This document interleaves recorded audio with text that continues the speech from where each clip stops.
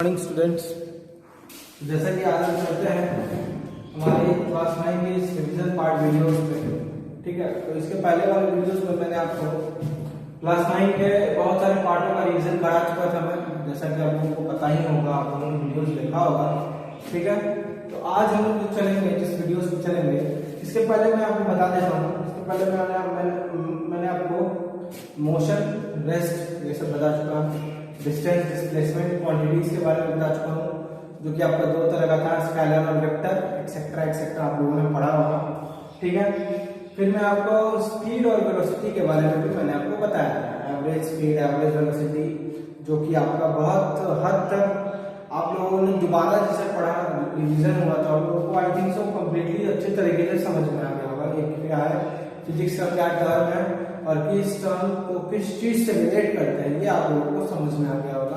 तो चलिए अब लोग हमारे नए टॉपिक जो है, हमारा नया टॉपिक है आज का एक्सेलरेशन। तो एक्सेलरेशन पे चलते हैं। एक्सेलरेशन क्या है, उसका डेफिनेशन क्या दे सकते हैं हम लोग? सिंपल सा डेफिनेशन दे सकते हैं, the change in velocity with respect to time. WRT का मतलब होता है with respect to, short form हम लोग साइंस के टर्म यूज करते हैं, विथ रिस्पेक्ट टू टाइम। यानी वेलोसिटी का चेंज होना टाइम के रिस्पेक्ट में, उसको हम लोग बोलते हैं क्या? एक्सेलरेशन। क्लियर? आप लोगों ने पहले भी पढ़ा होगा, जैसे मैंने बताया मेन वीडियोस में आप लोगों को मैंने ये चीज बताया था। ठीक है, एक्सेलरेशन भी दो तरह के होते हैं, जिनका डिस्कशन मैं अभी करूंगा इस वीडियोस में। एक्सेलरेशन यूनिफॉर्म होते हैं, एक्सेलरेशन नॉन यूनिफॉर्म होते हैं। यूनिफॉर्म का मतलब स्ट्रेट लाइन, नॉन यूनिफॉर्म का मतलब कर्व लाइन। तो मैं ग्राफ के जरिए रिप्रेजेंट कर, जैसे कि मैंने आपको वीडियोस में बताया था, तो मैं आपको इसी टॉपिक पे मैं आपको वो चीज बता दूंगा कि यूनिफॉर्म और नॉन यूनिफॉर्म किस तरह से वर्क करते हैं। क्लियर? बहुत छोटा सा है, ज्यादा बड़ा नहीं है, इसलिए ज्यादा टाइम नहीं लगने वाला आपका। तो चलिए आइए हम देखते हैं यहाँ पे। ठीक है, तो एक्सेलरेशन तो समझ गए, change in velocity with respect to time. तो एक्सेलरेशन को हम स्मॉल a से रिप्रेजेंट करते हैं। ठीक है, ये तो आप लोगों को बहुत अच्छे तरह से पता होगा, एक्सेलरेशन को स्मॉल a से रिप्रेजेंट किए।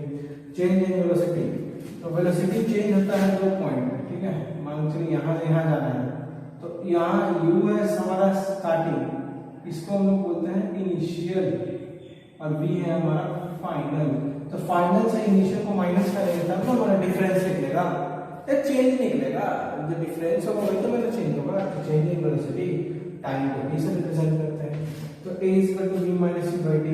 अब इसका SI यूनिट बहुत इजी है, मीटर पर सेकेंड स्क्वायर, जिनको आप लोग एक और तरीके से रिप्रेजेंट करते हैं, मीटर सेकेंड -2 कर सकते हैं। इस तरीके से भी आप लोग इसको रिप्रेजेंट कर सकते हैं, ये मैं बताना चाहता हूँ। ठीक है, ये रिप्रेजेंटेशन हो गया।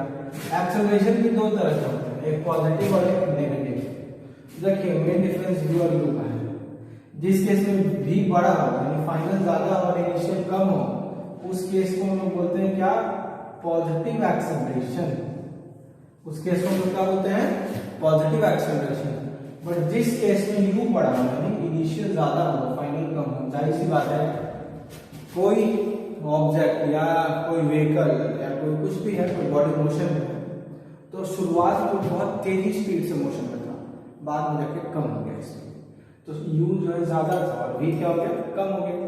तो उस केस में क्या होगा? हमारा जो व्हीकल था, जो भी था, उसका वेलोसिटी तो कम ही होगा ना, डाउन ही होगा ना। तो एक्सेलरेशन तो ज्यादा नहीं होगा, एक्सेलरेशन कम होगा, एक्सेलरेशन डिक्रीज करेगा। तो इसलिए इस टर्म को हम लोग नेम दिए नेगेटिव एक्सेलरेशन। ठीक है, यानी इस केस में u जो है ग्रेटर देन v का, नेगेटिव एक्सेलरेशन। क्लियर? बहुत क्लियर है, बहुत ज्यादा इजी है। आई थिंक सो आप लोगों को कोई प्रॉब्लम नहीं हुआ होगा इसमें। ठीक है, अब देखिए हम ग्राफ के जरिए आपको यूनिफॉर्म और नॉन यूनिफॉर्म बताएंगे। ठीक है, बहुत इजी है, बस आई थिंक सो आपको तुरंत समझ में आएगा, क्योंकि आप लोगों ने मेन वीडियोस देखा होगा। तो ग्राफ के जरिए हम यहाँ पे आपको समझाते हैं कि यूनिफॉर्म और नॉन यूनिफॉर्म क्या होता है। यूनिफॉर्म का मतलब आप लोगों को मैंने पढ़ाया था। ठीक है, फॉर एग्जाम्पल ये है मेरा ग्राफ, ये है मेरा v, या कह लीजिए ये है मेरा वेलोसिटी, और ये है मेरा टाइम। क्योंकि एक्सेलरेशन क्या है? Change in velocity time. हो सकता है यहाँ मेरा u हो, और इस केस में मेरा वेलोसिटी क्या हो? v, और यहाँ से आने में अपना कुछ क्या लगा?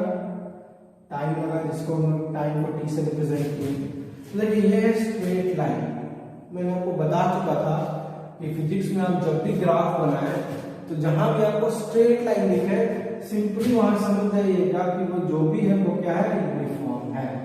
मतलब इक्वल इंटरवल ऑफ टाइम में वेलोसिटी इक्वली इंक्रीज करना है, ठीक है, या इक्वल इंटरवल ऑफ टाइम में वेलोसिटी डिक्रीज कर रहा है यूनिफॉर्मली।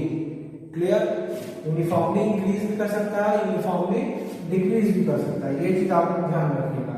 यूनिफॉर्मली इंक्रीज भी कर सकता है और यूनिफॉर्मली डिक्रीज भी कर सकता है, पर जो भी होगा यूनिफॉर्म होगा। यूनिफॉर्म का मतलब एक मतलब जैसे जैसे टाइम बढ़ेगा वैसे वैसे वेलोसिटी बढ़ेगा, या जैसे जैसे टाइम बढ़ेगा वैसे वैसे वेलोसिटी घट भी सकता है, ठीक है।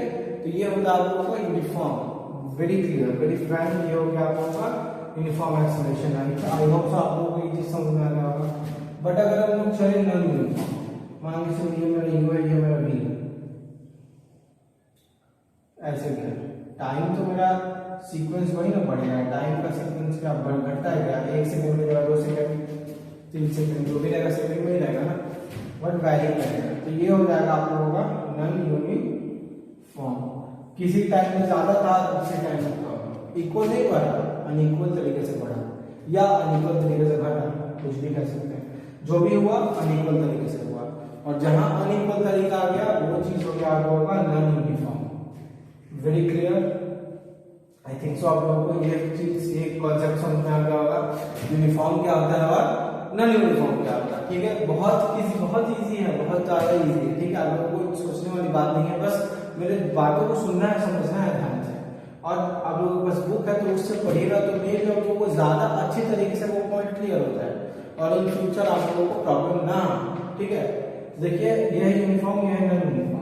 यूनिफॉर्म में इक्वली इंक्रीज किया टाइम के रिस्पेक्ट में, और इक्वली डिक्रीज भी किया। इंक्रीज भी कर सकता है, डिक्रीज भी कर सकता है, लेकिन जो भी करेगा इक्वल करेगा, मतलब स्ट्रेट लाइन। और नॉन यूनिफॉर्म का मतलब कर्व लाइन। मैंने ये भी तरीका आप लोगों को बताया था ग्राफ को समझने का, कि अगर स्ट्रेट लाइन हो तो यूनिफॉर्म, और अगर कर्व लाइन हो तो नॉन यूनिफॉर्म। मैंने ये भी तरीका आप लोगों को बताया था।